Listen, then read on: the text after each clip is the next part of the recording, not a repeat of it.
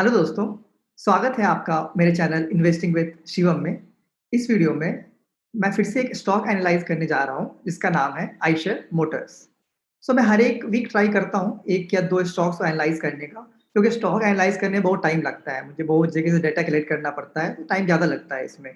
मैं ट्राई करता हूँ वीकेंड में मोस्टली 1 स्टॉक या 2 स्टॉक को एनालाइज़ करने का। ज़रूर आप मेरे चैनल को सब्सक्राइब कीजिएगा, इससे जो भी मैं स्टॉक एनालाइज़ करूँ, उसके वीडियोज़ आपके पास जाते रहे। साथ ही मैं बहुत सारे न्यूज़ भी शेयर करते रहता हूँ स्टॉक मार्केट स्टॉक्स के बारे में मतलब, तो वो सब भी आपके पास जाता रहेगा।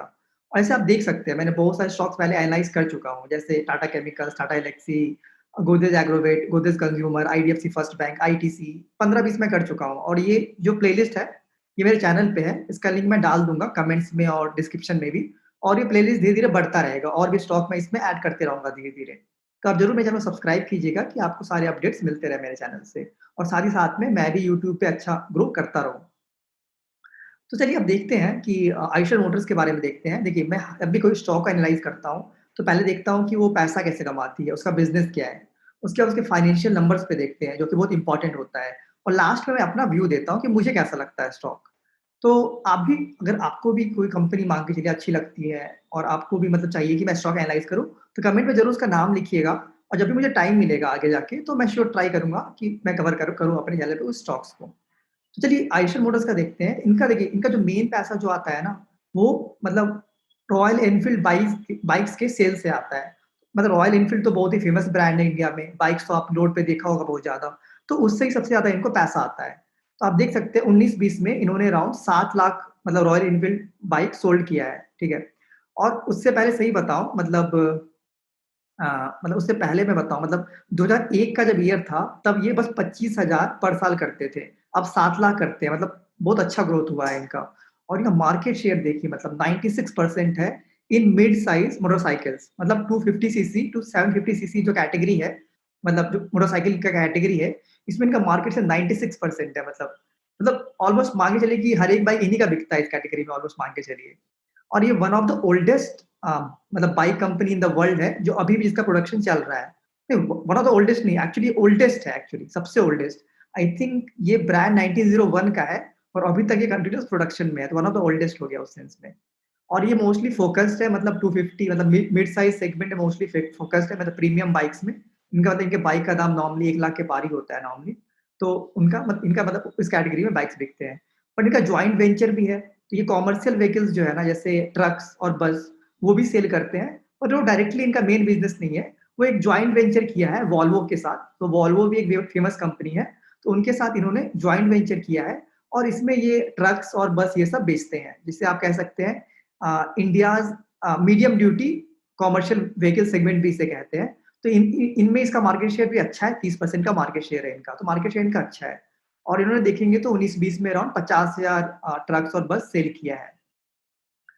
अब देखते हैं कि देखिए ये कंट्री पहले इंडिया में थी, बट अब धीरे-धीरे एक्सपैंड कर रही है वर्ल्ड मतलब पूरे वर्ल्ड में ग्लोबली एक्सपैंड कर रही है।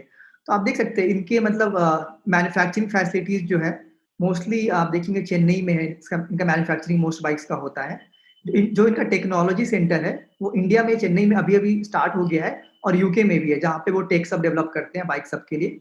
और इनके 600 स्टूडियो स्टोर्स हैं। तो स्टूडियो स्टोर्स क्या होता है, छोटे-छोटे स्टोर्स होते हैं रॉयल एनफील्ड के, आपने देखा होगा बहुत छोटे स्टोर्स होते हैं। उन्हें पैसा उतना ज़्यादा इन्वेस्ट नहीं करना पड़ता उस टाइप के स्टोर्स को बनाने के लिए और गाँव में कहीं भी ये बना सकते हैं। और जैसे इनका जैसे बहुत सी सब्सिडियरी भी है मतलब जैसे royal Enfield north America, royal Enfield Brazil, royal Enfield Thailand, तो ये एक्सपैंड कर रहे हैं इंडिया से बाहर भी, तो सब्सिडियरी इनके बाहर भी है। और इनके पास बहुत सारे एक्सक्लूसिव स्टोर्स हैं, देख सकते हैं आप जैसे यूके में है, कोलंबिया में, यूएसए में, मतलब बहुत से न्यूज़ीलैंड ये सब जगह पे ये है मतलब अभी धीरे-धीरे एक्सपैंड कर रहे हैं, जो कि मतलब अच्छी बात है। मैं बताऊँगा आपको धीरे-धीरे कि क्यों अच्छी बात है।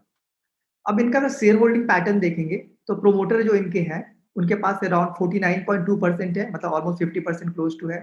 फॉरेन इन्वेस्टर्स यहाँ 27% पैसा अपना लगाए हुए हैं इस स्टॉक में। और आप देखेंगे डायरेक्ट इंस्टीट्यूशनल इन्वेस्टर मतलब मोस्टली म्यूचुअल फंड्स, उन्होंने 11% लगाया है और पब्लिक के पास जो है अराउंड 12% है, ठीक है? अब जो आइशर मोटर्स है, तो इनका तो एक मेन बिज़नेस मैंने बताया कि बाइक्स का है और उस बाइक्स बिज़नेस में भी 3 और 4 सब्सिडियरी है इनके, जैसे रॉयल एनफील्ड देख सकते हैं आप north America, royal Enfield Thailand ये सब, royal Enfield UK, royal Enfield Canada, right? उनके उसके साथ ही साथ इनका जॉइंट वेंचर भी है वॉल्वो ग्रुप के साथ, जिनमें इनका 54% स्टेक है और वॉल्वो का 45% स्टेक है। तो इनमें इससे भी इनके पास प्रॉफिट आता है। तो इसमें बेसिकली ट्रक्स और बस का बिज़नेस है। तो इससे पर उतना ज़्यादा नहीं आता है इनको रेवेन्यू, मतलब बहुत कम आता है, वो दिखाता हूँ आपको। अब इनका मार्केट शेयर फिर से देखते हैं। सो आप अगर आप मिड सेगमेंट में देखिएगा 250 टू 750 सीसी मैंने बताया 96% है। अगर आप light and medium duty commercial vehicles में देखिएगा, जो कि ट्रक्स होता है नॉर्मली, बड़े ट्रक और छोटे ट्रक, उसमें 29% है। अगर आप इनका देखिएगा मोटरसाइकिल 125 सीसी कैटेगरी में 25% मार्केट शेयर ऑलमोस्ट इसमें है। और बस सेगमेंट जो इनके वॉल्वो के साथ जो पार्टनरशिप जो बस सेगमेंट जो उसमें 15% मार्केट शेयर है। तो ऑफ कोर्स इनका सबसे ज़्यादा पैसा तो इससे आता है, मतलब बाइक से। और वहाँ इनका देखिए कितना डोमिनेंस मार्केट शेयर है और समय भी अच्छा खासा है। अब इनका रेवेन्यू मिक्स देखते हैं, तो देखिए आप देख सकते हैं टू व्हीलर से इनका न 90% रेवेन्यू आता है। मतलब मोस्ट 90% पैसा इनका बाइक से ही आता है, रॉयल एनफील्ड बाइक से ही आता है। तो इनका मेन मतलब अगर रॉयल एनफील्ड बाइक अच्छा करेगी, सेल्स अच्छा होगा फ्यूचर में तो अच्छा करेगी बेसिकली।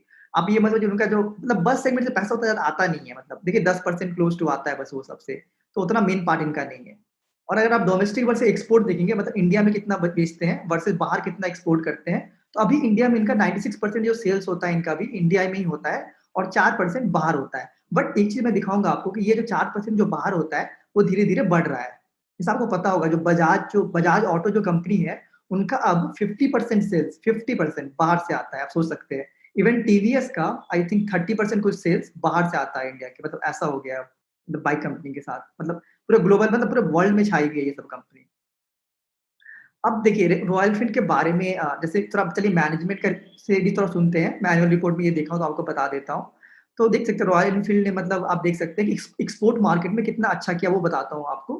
ये मैं मेन फोकस कर रहा हूँ यहाँ पे। तो इनका सेल देखिए इस साल अराउंड 40,000 मोटरसाइकिल्स बिका इनका इंडिया से बाहर, जो कि ऑलमोस्ट 100% इंक्रीज़ है from last year where they sold only मतलब 20,000 बस 20,000 बेचा था ऑलमोस्ट। और इस साल ऑलमोस्ट देखेंगे तो क्लोज टू 40,000 हो गया, मतलब डबल हो गया, मतलब ऑलमोस्ट में देखिएगा तो। अब इस रेट पे अगर अच्छा ग्रो करते रहे तो एक्सपोर्ट से भी अच्छा पैसा आ सकता है इन्हें। और लिख सकते हैं कि this led to an increase share of export, मतलब दो 2.4% से 5.5% हो गया है। तो यहाँ पे इन्होंने 3.9 दिया है, बट थोड़ा-सा वो रफ नंबर है, बट यार एक्चुअली देखिएगा आप तो 5.5% पैसा आप देखेंगे तो आप बाहर से आ रहा है। क्योंकि मैं खुद एनुअल रिपोर्ट से उठाया हूँ। और इन्होंने 2 टाइप के मोटरसाइकिल्स लॉन्च किए थे, 650 ट्विन मोटरसाइकिल्स, द इंटरसेप्टर 650 और कॉन्टिनेंटल जीटी 650। इन दोनों इसे बेसिकली इन्होंने बाहर लॉन्च किया था और इन्हें बहुत ही अच्छा रिव्यू मिला है। मैंने खुद कुछ रिव्यू पढ़े हैं बहुत लोगों से जो बाहर के हैं इंडिया से, मतलब यूएस ये सब के, और उन्होंने खुद बहुत अच्छा लिखा है बाइक के बारे में मैंने पढ़ा है। अब देखिए, अब गेनिंग कस्टमर कॉन्फिडेंस, सो बाहर की मैं इंडिया से बाहर की बात बता रहा हूँ मैं। तो इन्होंने देखिए ये इतने फास्ट सब कुछ नहीं करते हैं। ऐसा नहीं था कि तुरंत कर दिया, भेज दिया, तुरंत स्टार्ट कर दिया। इन्होंने समझा बाहर के मार्केट को कि बाहर के मार्केट को कैसा बाइक चाहिए। उनके टाइप से कस्टमाइज़ किया बाइक्स को और फिर स्टार्ट किया वहाँ पे बेचना। इन्होंने लिखा है after building a good understanding of both developed and developing markets, your company launch its first product the 650 twins. इन्होंने पहली बार लॉन्च किया है बाहर प्रोडक्ट जो मतलब 650 ट्विन्स इन्होंने शुरू किया है। बहुत सोच समझ के किया है, बहुत मतलब उन्होंने देखा कैसे चाहिए बाइक उसके बाद किया है। और उन्होंने लिखा है कि उनका मार्केट शेयर अगर आप देखेंगे यूके में, तो तुरंत ही 1 साल में 5.4% मार्केट शेयर हो गया मिड साइज़ में, जो कि अच्छी बात है। मतलब यूके और यूरोप दोनों में। और उनको और सब कंट्रीज़ में भी बहुत ही अच्छा स्ट्रॉन्ग रिस्पॉन्स मिला है, जैसे थाईलैंड और ये सबसे भी। तो बहुत अच्छी न्यूज़ है इनके लिए। एक्सपोर्ट वॉल्यूम आप देख सकते हैं। अब ये एक्चुअली क्या है, इसमें आपको मल्टीप्लाई करना होगा 3 ज़ीरो से, जो नंबर्स यहाँ आपको दिख रहे हैं। इसका मतलब ये पहला नंबर 18,000 है, 17 मतलब 2017 में 18,000 था। 19 में भी उतना खास बढ़ा नहीं, 19,000 था। बट देखिए 19 सॉरी मतलब 19-20 में 18-19 में उतना नहीं बढ़ा था, अराउंड 20,000 ही रह गया था। बट 19-20 में देखिए डबल हो गया है। क्योंकि उन्होंने बहुत इन्वेस्ट किया है बाहर, बहुत सारे स्टोर्स खोले हैं, नया बाइक्स लॉन्च किया है। और मुझे लगता है धीरे-धीरे करते रहिए, अच्छा कमिटेड रहे इसमें तो अच्छा कर सकते हैं। जैसे बजाज ये सब ने किया है, ये भी कर सकते हैं। और इंडिया मतलब इंडिया का मतलब बाइक्स का मतलब बाहर पूरे एक्सपोर्ट मार्केट बना सकते हैं। इन्होंने उसके साथ ही साथ एक अच्छा काम और किया है, ये अपना डीलरशिप नेटवर्क एक्सपैंड कर रहे हैं। अब देखिए पहले क्या था ना, ये बहुत बड़े-बड़े स्टोर्स बनाते थे, इसमें बहुत पैसा लगता है, बहुत पैसा इन्वेस्ट करना होता है। अब ये क्या कर रहे हैं कि कम-कम डिस्टेंस पे ही क्या कर रहे हैं, छोटे-छोटे जो स्टूडियो स्टोर्स कहते हैं, वो बना रहे हैं। जैसे इन्होंने लिखा है जिसका साइज़ टिपिकल स्टूडियो स्टोर का साइज़ इन्होंने बताया है कि 500 से 600 स्क्वायर फीट होता है, वर्सेस एक बड़ा स्टोर जिसका अराउंड 2,000 होता है, ठीक है? और स्टूडियो स्टोर में भी सब कुछ मिलता है आपको, मतलब सर्विस, स्पेयर पार्ट्स और जो भी मतलब सब कुछ आपको मिल सकता है वहाँ पे। और वहाँ पर इसमें एक चीज़ फ़ायदा है, इतना इन्वेस्टमेंट इनको लगता नहीं है और तुरंत ब्रेक डाउन कर जाते हैं। मतलब उस बहुत कम पैसा लगता है इस मतलब इसे बनाने में, स्टूडियो शोज़ को बनाने में। इसलिए बहुत एक्सपैंड कर रहे हैं इसमें। चलिए, ये तो इनका बिज़नेस का था। अब मैं श्योर हूँ कि आप इनका बिज़नेस समझ गए होंगे, कैसे इनका मेन पैसा आता है, जो कि रॉयल एनफ़ील्ड के बाइक सेल से आता है। प्लस पहले मोस्टली ये इंडिया में थे, बट पिछले साल इन्होंने 2 आप देखेंगे 2 बाइक फ़ेमस लॉन्च किया है इंडिया से बाहर और अच्छा रिस्पॉन्स मिला है। तो ये मुझे बताना था आपको उसमें। अब इनके नंबर्स के थ्रू जाते हैं। देखिए, इनका मार्केट कैप अराउंड 56,000 करोड़ है, बुक वैल्यू अराउंड 3,600 है। रिटर्न ऑन कैपिटल एम्प्लॉयड देखिए अभी थोड़ा कम हो गया है, क्योंकि देखिए इन्होंने बहुत इन्वेस्टमेंट किया है। और उसके प्रॉफिट्स अभी तक आए नहीं है। मतलब होता है ना, कंपनी कभी-कभी इन्वेस्ट करती है, थोड़ा टाइम लगता है प्रॉफिट्स आने में। इन्वेस्ट तो इन्होंने बहुत किया है, तो अब देखते हैं मतलब आगे साल में अगर वो अच्छा इन्वेस्टमेंट हुआ तो ऑफ कोर्स इनका ये भी बढ़ेगा, प्रॉफिट्स भी बढ़ेगा और उसके साथ-साथ ही रिटर्न ऑन कैपिटल एम्प्लॉयड भी बढ़ेगा। मतलब वहाँ ज़्यादा उनको इन्वेस्ट करना नहीं पड़ेगा, एक बार उन्होंने स्टोर्स अप खोल दिया है तो। तो उसके बाद इनका डेब्ट टू इक्विटी बहुत कम है, मतलब डेब्ट तो है ही नहीं इनके पास, तो बहुत ही अच्छी बात है। और अब अगर हिस्टोरिकल पीई देखेंगे तो 40 के अराउंड है, मतलब पहले थोड़ा हाई प्राइस टू अर्निंग पे था, अब 31 हो गया है, प्राइस टू अर्निंग थोड़ा कम हो गया है। करंट प्राइस आप देखिएगा तो क्लोज़ टू 21,000 है, एक टाइम में 13,000 चले गया था। रिटर्न ऑन इक्विटी भी 20% है, प्रोमोटर होल्डिंग अच्छा है, क्लोज़ टू 50% है। कैश भी इनके पास बहुत अच्छा है, अराउंड 3,000 करोड़ का कैश इनके पास रखा हुआ है एक्सपैंड करने के लिए। और average return on capital employed आप 5 साल में देखिएगा तो 41% था। मैंने बताया ना, बहुत इन्वेस्टमेंट फेज में थे, उससे थोड़ा अब कम कर होके 24% हो गया है अभी देखिएगा तो। 52 वीक हाई देखिएगा तो अराउंड 23,000 है और 52 वीक मैंने बताया था लो अराउंड 12-13,000 में चले गया था, बट मैंने फ़ायदा नहीं उठाया, वो अलग बात है। डिविडेंड यील्ड उतना ज़्यादा है नहीं, बट 0.6% है। पर मैं चाहूँगा कंपनी ज़्यादा एक्सपैंड करे, डिविडेंड तो बाद में दे ही सकती है। सेल्स ग्रोथ 3 ईयर 9% है अराउंड। फेस वैल्यू 10 है, बट वो चेंज हो जाएगा, मैं आपको बाद में बताऊँगा। प्लेस्ड शेयर्स 0 है, बहुत ही अच्छी बात है। ऑपरेटिंग मार्जिन 23% है, जो कि मैं 15% से ज़्यादा हो, मुझे बहुत ही अच्छा लगता है। इनका स्टॉक प्राइस देखिए मस्त बढ़ रहा था। मत देखिए क्या मस्त बढ़ा है इनका स्टॉक प्राइस, बट हाँ, पिछले 2 2 साल, ढाई साल में इनका थोड़ा-सा एक बार वो ती 30,000 पार कर गया था, उसके बाद अभी 20,000 पे है, बट एक बार 13,000 भी जा चुका था। तो हाँ, थोड़ा पिछले 2-3 साल में पूरा ऑटोमोबाइल सेक्टर ही खराब कर रहा है, ऐसा नहीं हुआ था कि रॉयल एनफील्ड अकेला है। ऑलमोस्ट आप देखेंगे और सब कंपनी को उतना अच्छा उनका सेल्स रहा नहीं है और ये तो प्रीमियम कैटेगरी में है, तो इनको थोड़ा ज़्यादा इफेक्ट होता है। अब इनके नंबर्स देखते हैं हर एक साल के लिए, तो आप देख सकते हैं इनका सेल्स अच्छा बढ़ा है। 1,700 करोड़ 2008 में था, जो कि अब अराउंड 9,000 करोड़ हो गया है, तो अच्छा सेल्स बढ़ा है। और इनका प्रॉफिट भी देखिएगा तो -6 करोड़ से अब कहाँ 2,000 करोड़ का प्रॉफिट करते हैं, जो कि अच्छा बढ़ा है, आप देख सकते हैं ये भी, मतलब ऑपरेटिंग प्रॉफिट। इनका आप मार्जिन देखिएगा, ऑपरेटिंग मार्जिन जो कि बहुत ही अच्छा इम्प्रूव किया है, एक टाइम में 30% चले गया था और मुझे लगता है लॉन्ग टर्म में अराउंड 30% फिर से आ जाना चाहिए। अभी थोड़ा इश्यू चल रहा है, 24% हो गया है। और आप देखेंगे प्रॉफिट बिफोर टैक्स भी तो कहाँ 60 करोड़ हुआ करता था 12 साल पहले, अब कहाँ मतलब 2,300 करोड़ प्रॉफिट है मतलब इनका। और भी सब नंबर्स अच्छे हैं इनके, यही सब है मतलब नंबर्स मोस्टली इसमें दिख रहा था, कितना अच्छा ग्रो किया है इन्होंने पिछले 10 साल में अच्छा किया है। पिछले 2-3 साल उतने अच्छे नहीं रहे, आप देख सकते हैं नंबर में ना, इनका सेल्स देखिए आप 9,000 से 9,000 ही रहा है पिछले 3 साल में, देख सकते हैं। 2018 में अराउंड 9,000 था, अभी भी 9,000 है, तो पिछले 3 साल में अच्छा नहीं किया है, क्योंकि ओवरऑल ऑटोमोबाइल सेक्टर में स्लो डाउन हो गया है इसलिए। अब देखिए इनका 10 साल का कंपाउंडेड सेल्स अच्छा है 12%, बट हाँ, पिछले 5-3 साल में अच्छा नहीं है उतना। प्रॉफिट भी देखिएगा 10 साल में बहुत अच्छा है, 5 साल में भी अच्छा है, बट हाँ, पिछले 3 साल में इश्यूज़ आया है, तो वहाँ पे आपको दिख रहा है कि इनका थोड़ा नंबर्स खराब हुआ है। स्टॉक प्राइस का रिटर्न देखेंगे तो 10 साल में तो बहुत ही अच्छा दिया है, बट अगर आप पिछले 5-3 साल का देखेंगे तो हाँ, उतना अच्छा नहीं है। 1 साल में फिर अच्छा हो गया क्योंकि तुरंत इनका स्टॉक प्राइस बढ़ा है अच्छा। और रिटर्न ऑन इक्विटी अच्छा रहा है, आप देखेंगे तो लास्ट ईयर छोड़ दीजिए तो इनका 25% 30% क्लोज़ रहता है, जो कि अच्छा नंबर्स है। चलिए आपको कुछ और इंटरेस्टिंग नंबर्स दिखाता हूँ, जो कि देखना चाहिए कंपनी में। अब देखिए रिटर्न ऑन कैपिटल एम्प्लॉयड देखिए, जो कि बहुत अच्छा हुआ करता था। देखिए पहले तो 16 था, अब वो थोड़ा छोटा है, बट हाँ, आपको दिख जाए, थोड़ा एक्सपैंड कर लीजिएगा देखने के लिए। तो 2009 में आप देखिएगा 16% था रिटर्न ऑन कैपिटल एम्प्लॉयड, बढ़ते-बढ़ते उनका कंपनी अच्छा करती गई। एक टाइम तो 60% चले गया 2016 में, मतलब इतना अच्छा उनका प्रॉफिट बढ़ गया था। वो पीक टाइम हो गया था उनका, एक समझ सकते हैं। बट हाँ, फिर धीरे-धीरे थोड़ा कम हुआ और देखिए अब 25% हो गया, जो कि बहुत मतलब आधा से ज़्यादा हो गया, बहुत कम हो गया है। पर मुझे लगता है कि एक बार, क्योंकि देखिए रीज़न देखिए, इसका रीज़न है। एक तो ऑटोमोबाइल का स्लो डाउन है, प्लस ये एडिशनल इन्वेस्ट कर रहा है इंडिया से बाहर एक्सपैंड करने में, तो उसके कारण हुआ है। तो मुझे ये लगता है कि बाद में फिर जाके जब ऑटोमोबाइल सेक्टर अच्छा करेगा तो इनके नंबर्स फिर बढ़ने लग जाएँगे, तो नंबर्स फिर से बढ़ने लग जाएँगे। और ये सब एक्चुअली मेरे लिए बहुत अच्छी टाइम होता है कंपनी खरीदने के लिए, जब कंपनी एक्चुअली थोड़ा कंपनी अच्छी है, बट होता है ना 1-2 साल तो सब कंपनी खराब करती है, तो वो टाइम बेस्ट होता है मतलब ये सब स्टॉक्स को खरीदने के लिए।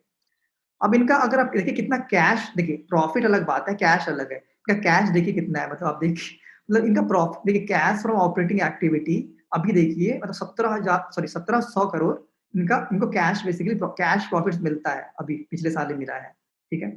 और मतलब आप देख सकते हैं प्रॉफिट इनका 2000 है और उसके बाद टैक्स-वैक्स देने सबके बाद उनका अराउंड 1700 करोड़ का प्रॉफिट हर साल आता है। इन्होंने बहुत पैसा इन्वेस्ट भी करते हैं, आप देख सकते हैं इन्होंने बहुत पैसा इन्वेस्ट किया है, आप देख सकते हैं मतलब फिक्स एसेट परचेज़ करने में देख सकते हैं 500, 600, 700 करोड़ लगाते रहते हैं हर साल, बहुत एक्सपैंड करते रहते हैं। अभी बहुत कंपनी अभी भी ग्रो करना चाहती है इसका मतलब।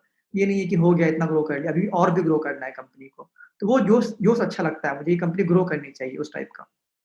फिर आप अगर कैश फ्रॉम फाइनेंशियल डिविडेंड देखेंगे, तो पिछले 3 साल में एकदम लास्ट जो रो है उसमें है, तो पिछले 3 साल में इन्होंने डिविडेंड अच्छा पे किया है, 270 करोड़ किया है 18 में, 300 करोड़ डिविडेंड पे किया है 19 में, 700 करोड़ ऑलमोस्ट पे पे किया है 20 में, तो डिविडेंड ये बढ़ा रही है। पर ठीक है, मुझे उतना डिविडेंड से फ़र्क नहीं पड़ता, कंपनी ग्रो करे वो मेरे लिए ज़्यादा मैटर करता है, वो पैसा सेम लगा के कंपनी में ग्रो करे, उससे ज़्यादा रिटर्न्स मिलता है एक्चुअली शेयर मार्केट में। चलिए, ये तो सारे नंबर्स मैंने आपको बता दिए। जैसे आप देखेंगे अगर फाइनेंशियल में देखेंगे तो बहुत ही अच्छा कंपनी कर रही थी 18 तक।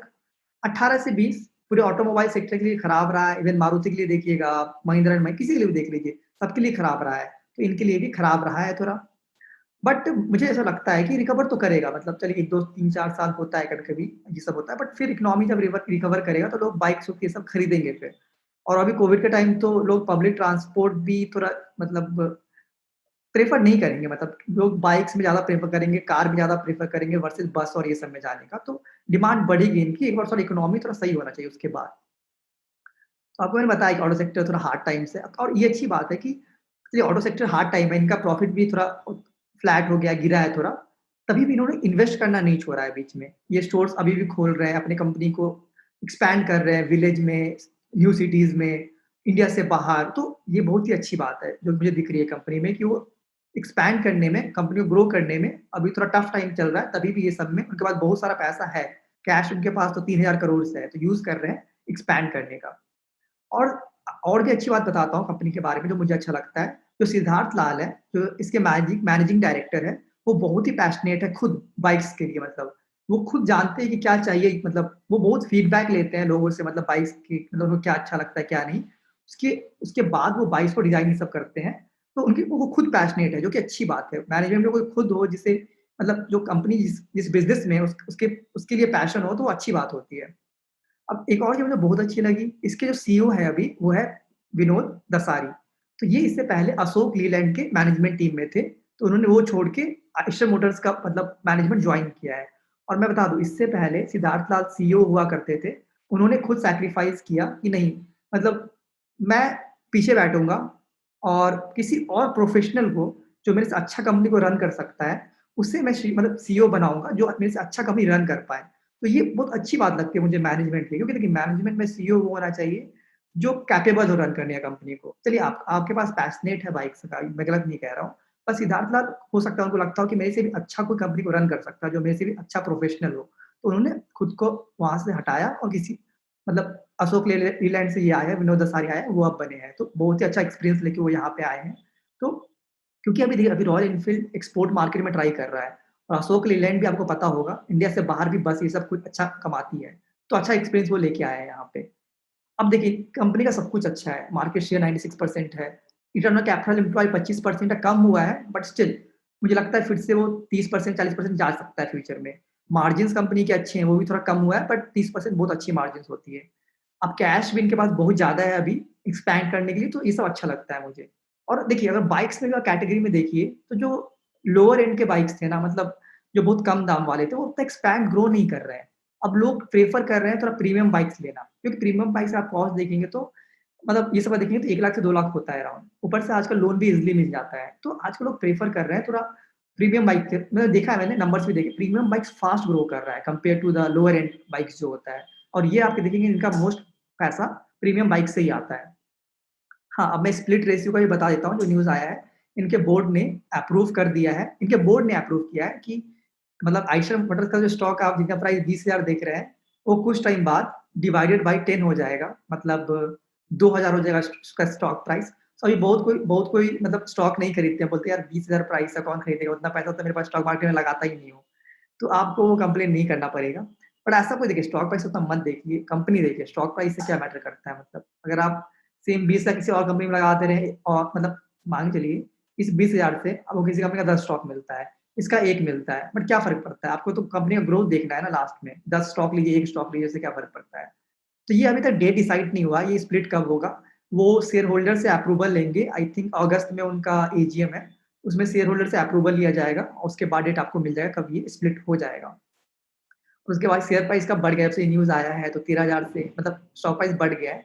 मुझे नहीं पता मतलब क्यों बढ़ा है? स्प्लिट से अगर कुछ फ़ायदा तो होता नहीं है। हाँ, और लिक्विडिटी बढ़ जाता है, नंबर ऑफ शेयर ज़्यादा हो जाते हैं और तो कुछ नहीं होता है। और मैं भी प्लान मतलब इन्वेस्ट का इस कंपनी में इन्वेस्ट करने का प्लान कर रहा हूँ। आप बोलेंगे कि यार 20,000 हो गया, आप क्यों इन्वेस्ट कर रहे हो? 13,000 रुपए था तब करते। देखिए, अब जो कंपनी मुझे लगता है कि 10 साल में 3-4 गुना ज़्यादा बढ़ सकती है, उसके लिए मैं ठीक है 13 से 20 का क्या सोचूँ मतलब? मुझे अगर लगता है कि 20,000 इसका स्टॉक प्राइस 50,000 हो जाएगा लेट्स से मान के चलिए अगले 4 साल में, तो मेरे लिए डबल हो रहा है पैसा, तो मैं उतना क्यों क्यों सोचूँ? तो मेरा वो रीज़न है। तो ये मेरा व्यू था आइशर मोटर्स पे, जो कि मतलब रॉयल एनफील्ड शेयर भी आप कह सकते हैं इसे। तो आप ज़रूर अपना व्यू ये बताइएगा आपको ये शेयर कैसा लगता है? तो ज़रूर कमेंट में बताइएगा मुझे और ज़रूर चैनल को सब्सक्राइब भी कीजिएगा अगर आपको मेरा एनालिसिस पसंद आया तो। सो इस वीडियो के लिए इतना ही। धन्यवाद।